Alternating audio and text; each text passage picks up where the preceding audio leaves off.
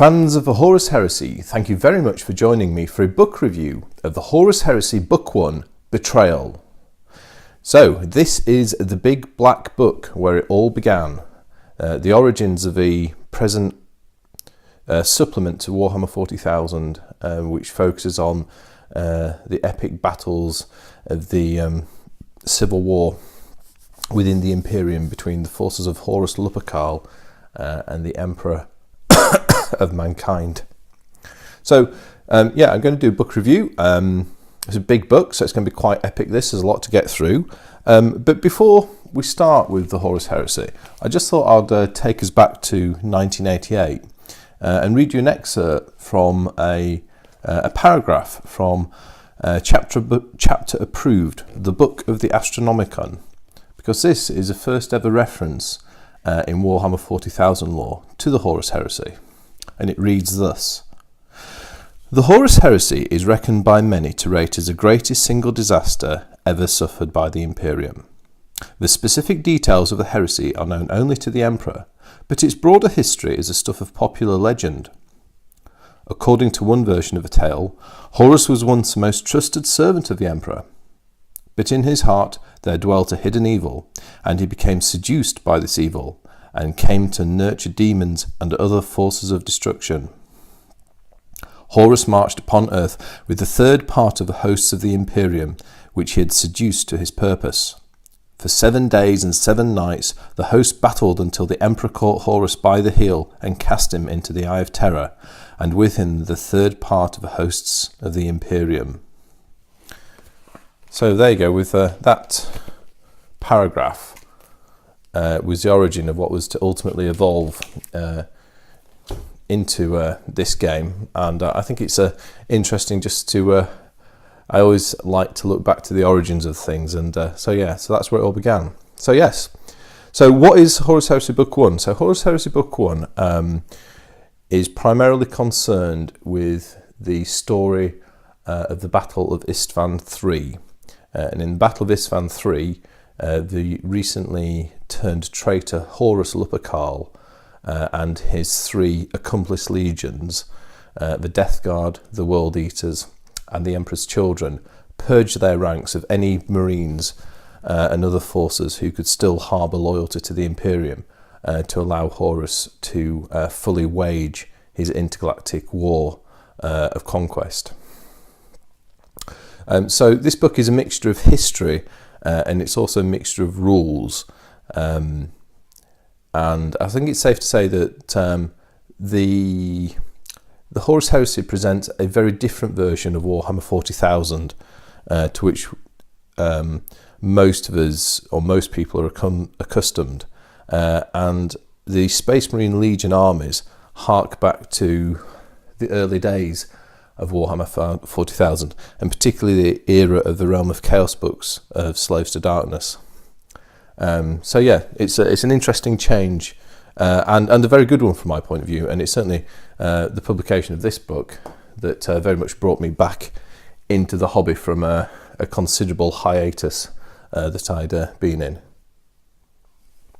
So let's open up the book and start to go through. So nice cover art. Most of the art in these books is of a mix, kind of like studio design, computer generated art, with a mixture of miniatures and obviously computerized effects, which is a style common to Forge World books, and does a nice work. I suppose does a nice job of creating realistic looking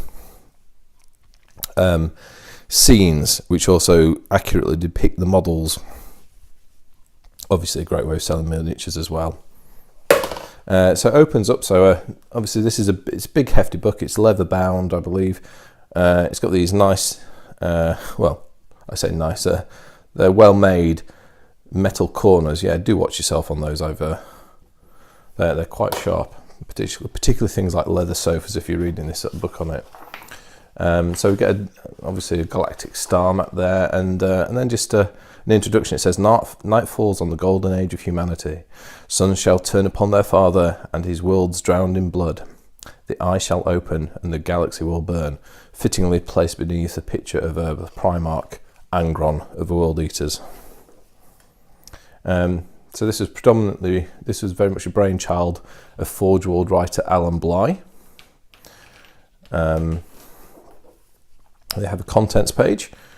So the main sections is, so the death of Isstvan III is very much story and background.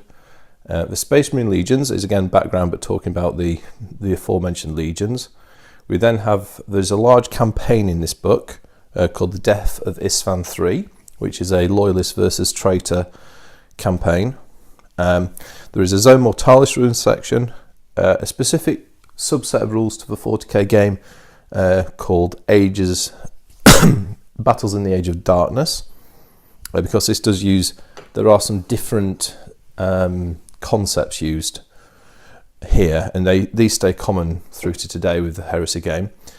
We have the Crusade Legion army list, and then we have army appendices to bring the character to for each of the legions featured in Isstvan III.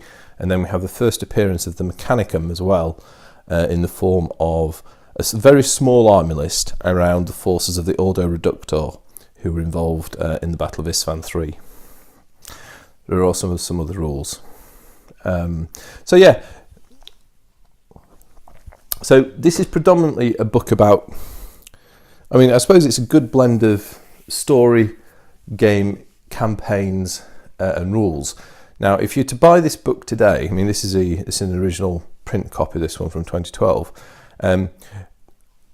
It's safe to say that this section here, the Marine list, is now out of date because points values have been changed.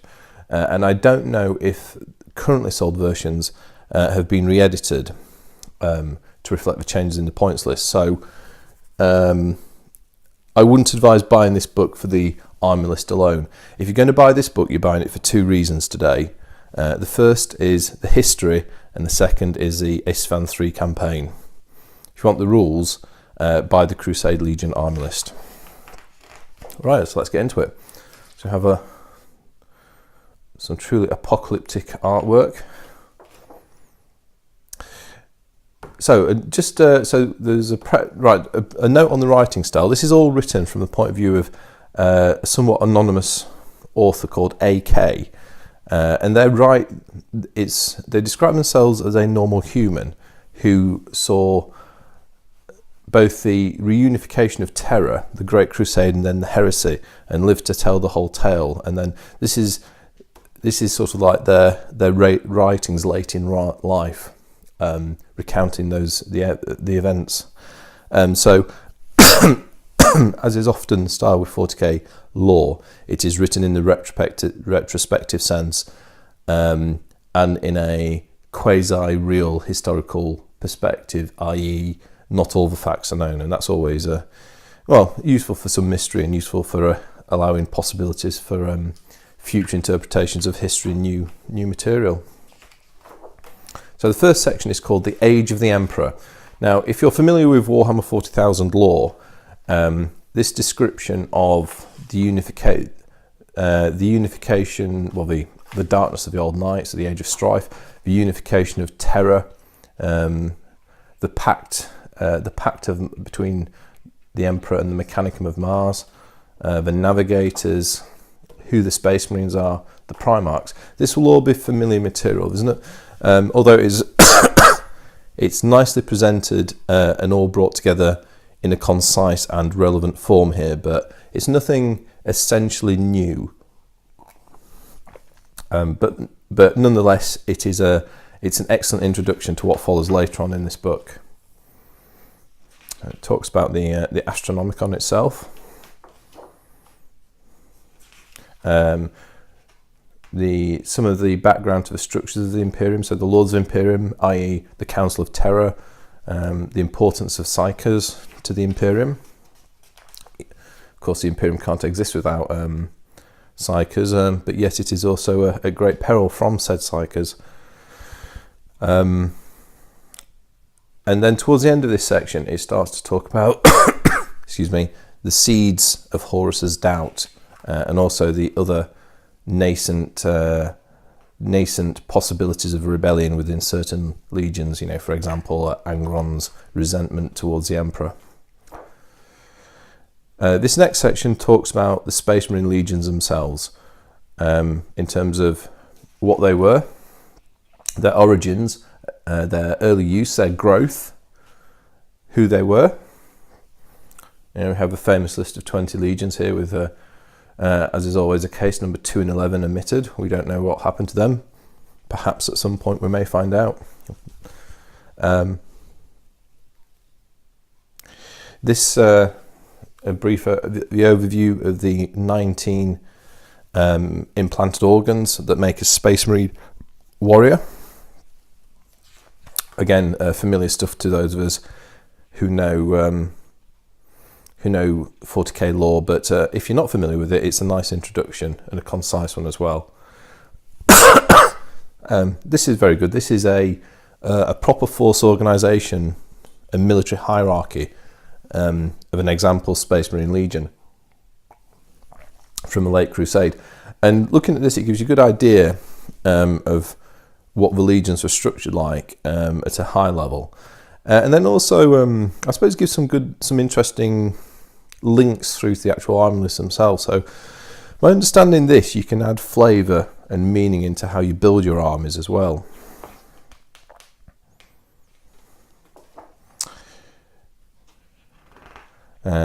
So yeah, there's discussion around the Legion structure, some artwork of Legion vehicles, and then we move on to the actual description of the or as it's called here, the death of Isstvan III and the battle. So this was a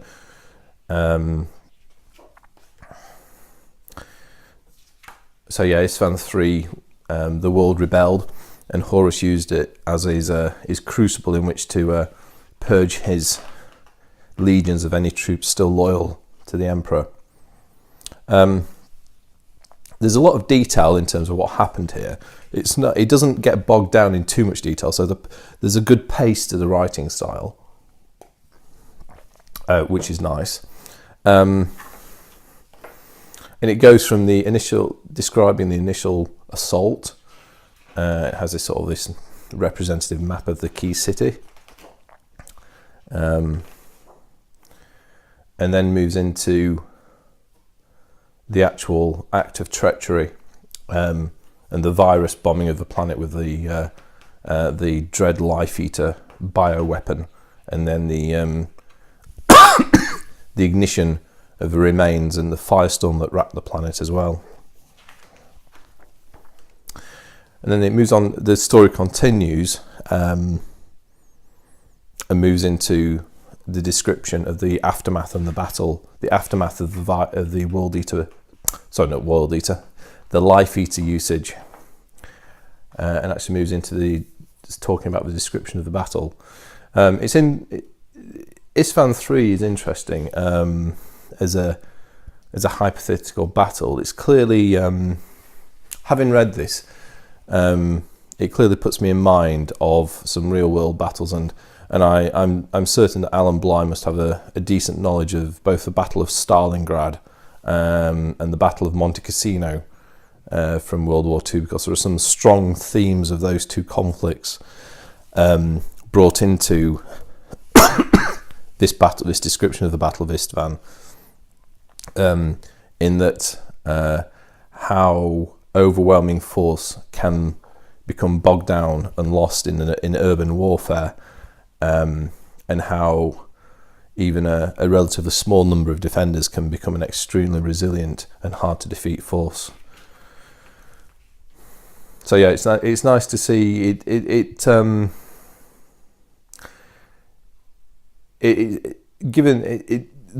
writing and the fiction feels plausible, I think, is what I'm trying to articulate there. The story moves forward. Some talk about Caleb Decimer of Mechanicum, which is an interesting character. And then the story moves on to the final purging of the survivors.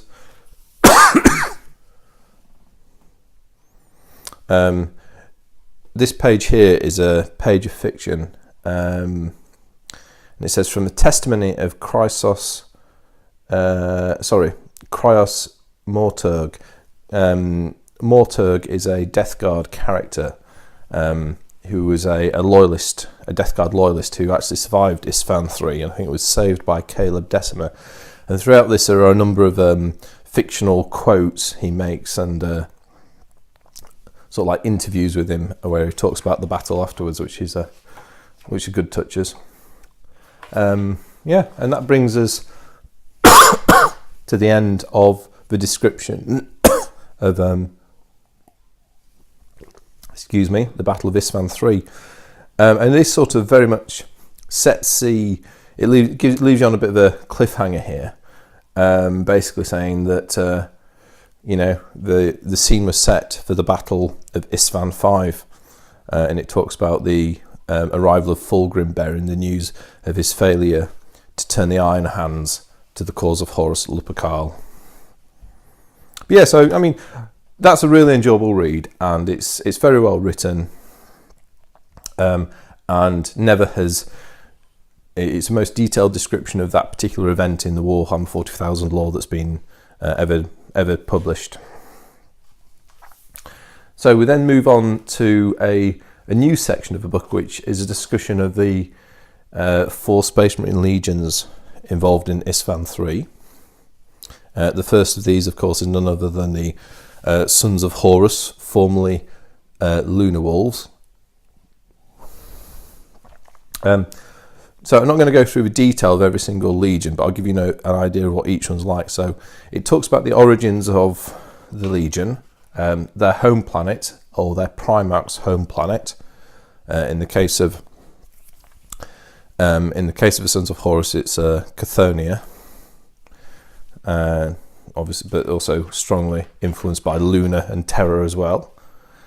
And it gives you a history of the legion, talks about the fighting style, favoured units, which is nice, how they changed over the course of the Great Crusade, the influence of their Primarch as well.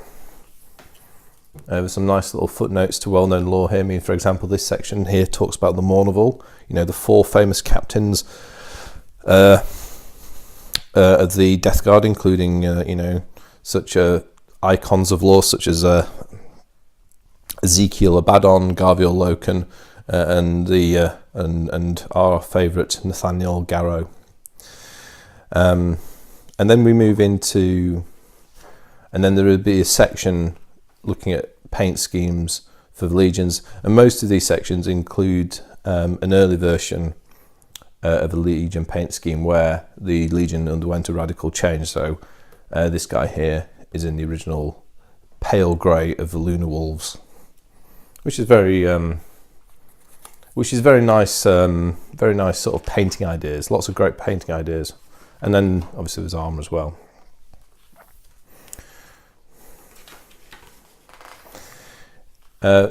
After the background, structure and colour schemes of each legion, there's then a section on what's called Exemplary Battles, and this gives you some history from a Great Crusade. Now, this is presented in a few different ways for each legion. For example, the Sons of Horus are a series of significant battles described, but for some of the legions, it may just be a single iconic battle that is given a writing. And then we move on to the next legion, which is the World Eaters.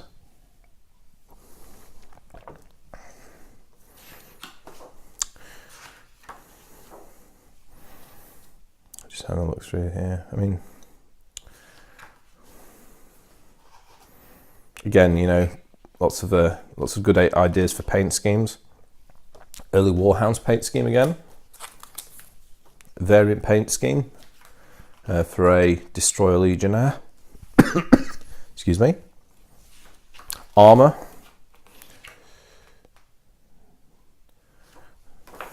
And then an Exemplary Battle. And in this case, it's a Golgothian or Golgothan Slaughter. Great name. So yeah, and then we get the same for the Emperor's Children, whose Primarch, of course, is none other than Fulgrim.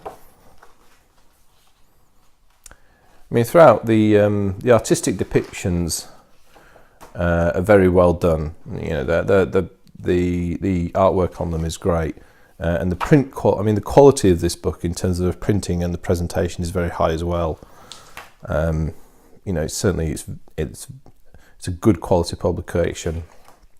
Talking of quality, I mean, one thing you do need to watch for is, you know, obviously look after these books and keep them stood or stacked carefully, because they're big, heavy books, and the binding on this one, I mean, this is what, four years old now. Excuse me, is starting to look a little bit shaky, so something to bear in mind there. And then finally, the 4th Legion of the Isstvan III Atrocity, the Death Guard of Mortarion.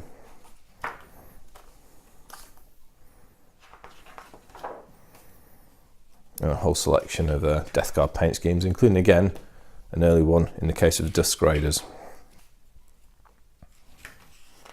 I like the pictures of the armor, because it gives you an idea about ideas about where to put icons and insignia on the vehicles if you're doing modelings, if you're modelling them yourselves. So after the Death Guard, we have a section on the Traitor Titan Legion, Legio Mortis, which played a significant role in the latter stages of the Isstvan III battle.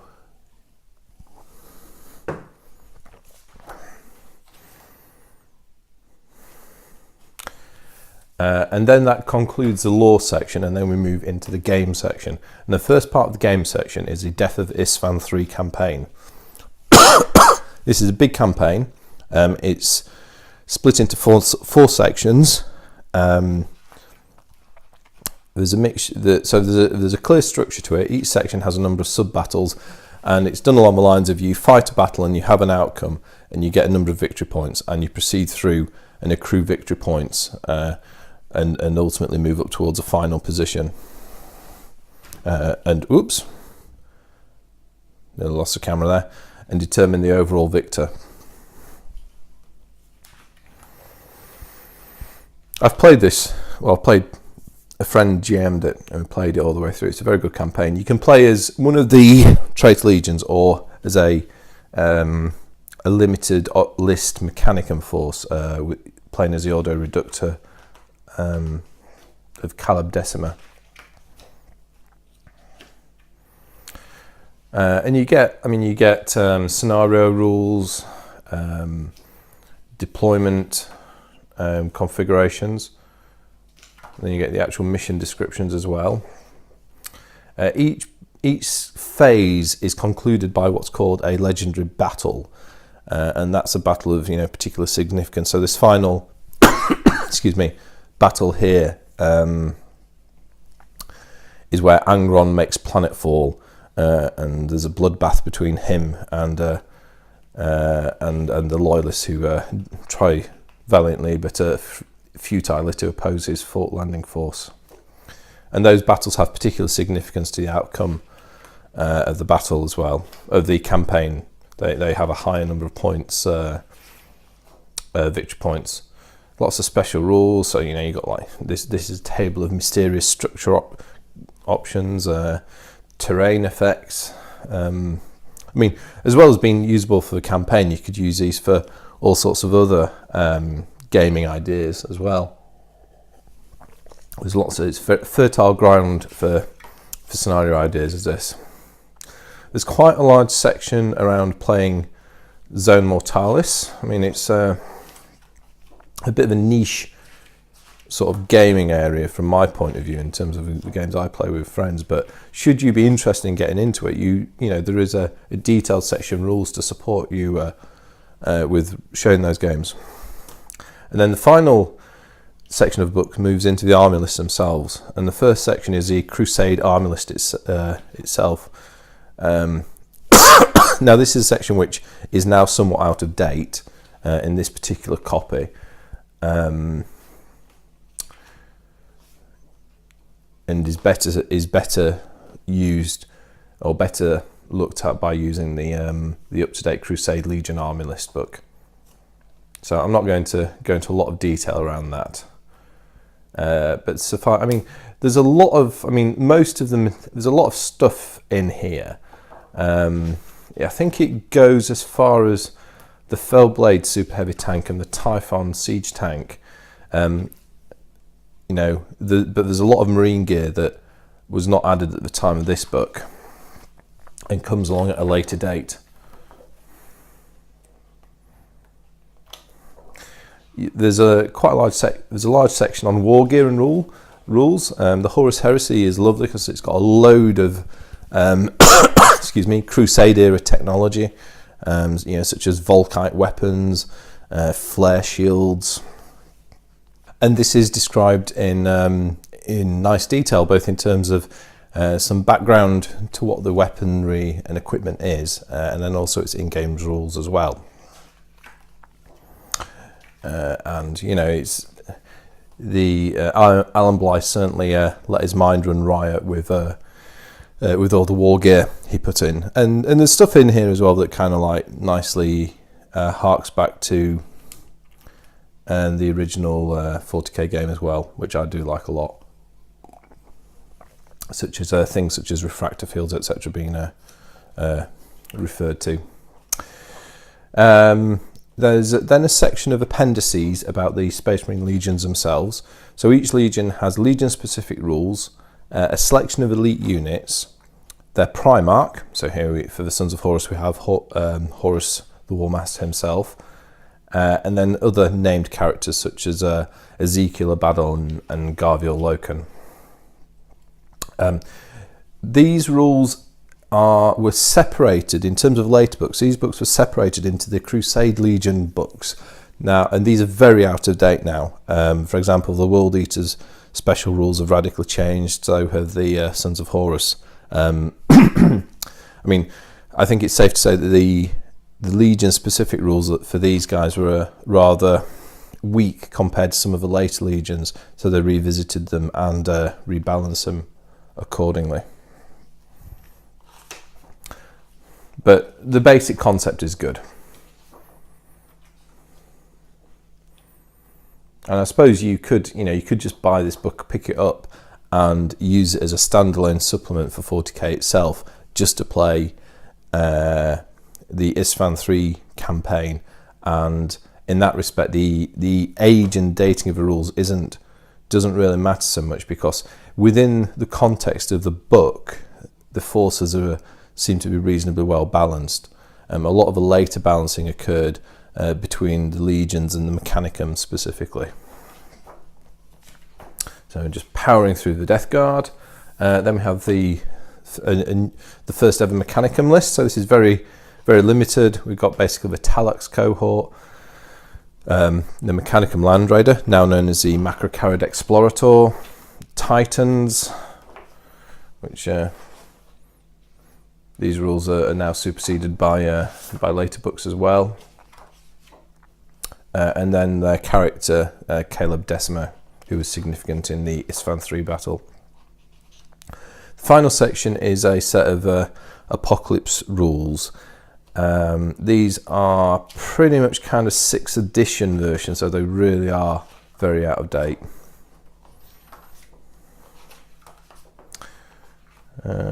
Summary special rules to refer back to, and then I think just to finish on, there's a little afterword here written by Alan Bligh, which is quite nice, because he talks about his ideas and the evolution of the Horus Heresy, and he does make reference back to the realm of chaos. And this book, I played a lot of games based on Slaves to Darkness back in the day, and looking at this new Legion list, I can see it is like a re-imaging of that style of army list, and it's nice, and that is something that, as this series of books for the Horus Heresy has continued forwards, there have been lots of revisiting of early Rogue Trader era lists. For example, the militia lists bear more than a passing resemblance to elements of the old Chaos Renegade army list from White Dwarf 107, which I will one day review in it as a separate piece. So yeah, that's nice as well, and so there you have it. Horus Heresy Book One, Betrayal. What do you say about that? Well, I mean, I guess from my point of view, the reason I started doing these videos was because of gaming and hobbying around the Horus Heresy range. So yeah, from my point of view, you know, I think it's a great product. Definitely, I think it's breathed some new life into Warhammer 40,000 overall in a really good way, and we can see Games Workshop itself taking the lead off stuff from the Horus Heresy. Yeah, long may it continue. Anyway, so I hope you found that review interesting, and it was quite long, but you know, there's a lot to get through there. You know, for this book, if you want the history, I would certainly recommend it for you. If you're only interested in the game rules and the army list, so however, the Crusade Legion army list and then the Campaign Legion books for the Legion specific rules are the place to go to. Anyway, thank you very much for listening. I'll speak to you next time, and goodbye.